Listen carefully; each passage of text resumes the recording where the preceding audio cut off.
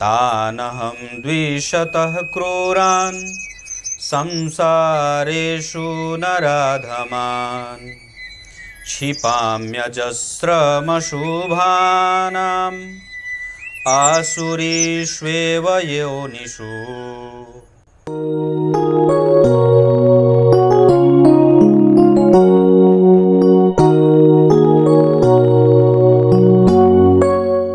प्रिय दर्शकों नमस्कार, एक बार फिर से उपस्थित हूं आप सबके सामने। आज के कार्यक्रम में आपसे चर्चा करने वाला हूं खल योग के बारे में। जब कभी भी किसी एक भाव का अधिपति किसी दूसरे भाव के साथ परिवर्तन कर रहा होता है, या जब कभी भी वो उसके साथ किसी भी प्रकार से संबंध बना लेता है, तो वो व्यक्ति के जीवन को परेशानियों में डालने वाला होता है और उसकी दशा में निश्चित ही हमें बहुत ज़्यादा सावधान होने की आवश्यकता होती है। शुरू करते हैं आज का कार्यक्रम। कहीं नहीं जाना है, बिल्कुल बन के रहिएगा। कार्यक्रम के आरंभ में बोले गए गीता जी के श्लोक का अर्थ ही बताने वाला हूं।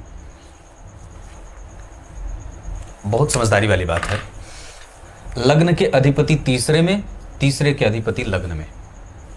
धन के अधिपति तीसरे में, तीसरे के अधिपति धन में। तीसरे के अधिपति चौथे में और चौथे के अधिपति तीसरे में। तीसरे के अधिपति पांचवें में, पांचवें के अधिपति तीसरे में।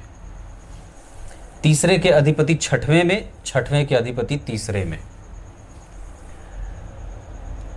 छठवें के अधिपति नवें में, नवें के अधिपति छठवें में। और उसी तरीके से आठवें के अधिपति छठवें में, तीसरे में, एकादशवें में, बारहवें में।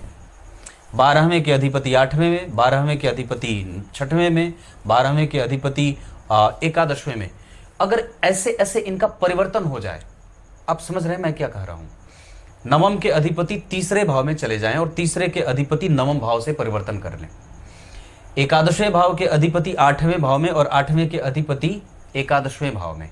बारहवें के अधिपति छठवें में और छठवें के अधिपति बारहवें में। तीसरे के अधिपति आठवें में और आठवें के अधिपति तीसरे में। तीसरे के अधिपति चौथे में, चौथे के अधिपति तीसरे में। परिवर्तन कर लें, बैठे नहीं हो, परिवर्तन कर लें, तो इसे खल योग कहते हैं।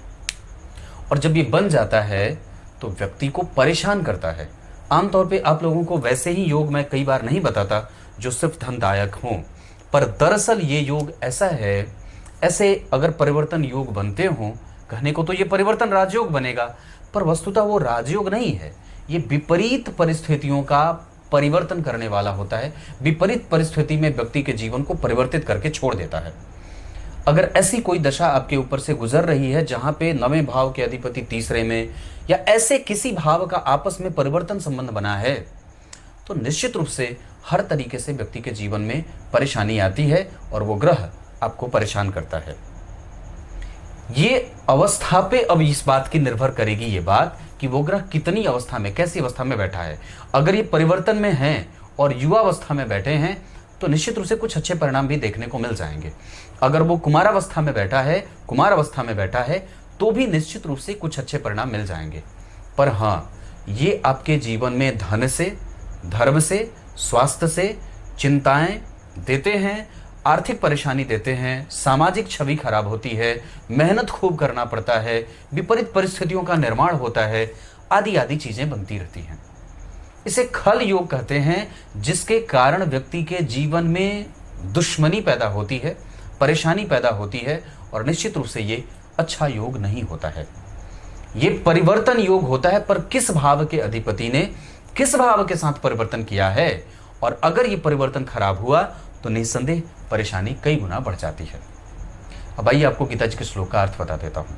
गीता जी के 16वें अध्याय के 19वें श्लोक में भगवान ने बात कही है, द्वेष करने वाले, ईर्ष्या से युक्त रहने वाले और हमेशा ही अपने आप को श्रेष्ठ कहने वाले और हमेशा ही समाज के सबसे ज्यादा संपत्ति पे अपना अधिकार रखने की चेष्टा करने वाले, नुकसान पहुंचाने वाले, किसी भी तरीके से बुराई से युक्त रहने वाले लोगों को मैं हमेशा प्रत्येक जन्म में म्लेच्छ बनाता हूं और उन्हें असुर बनाता हूं। कुछ इसी तरीके से आज के कार्यक्रम का समापन करते हैं। तब तक के लिए इजाजत दीजिए। कल एक बार फिर से उपस्थित होंगे आप सबके सामने ये खल योग आपकी कुंडली में तो नहीं बना है, क्योंकि इसके कारण कई बार व्यक्ति के जीवन में विपरीत परिस्थितियों का निर्माण होता रहता है और वो समझ नहीं पाता है। तब तक के लिए बहुत बहुत नमस्कार।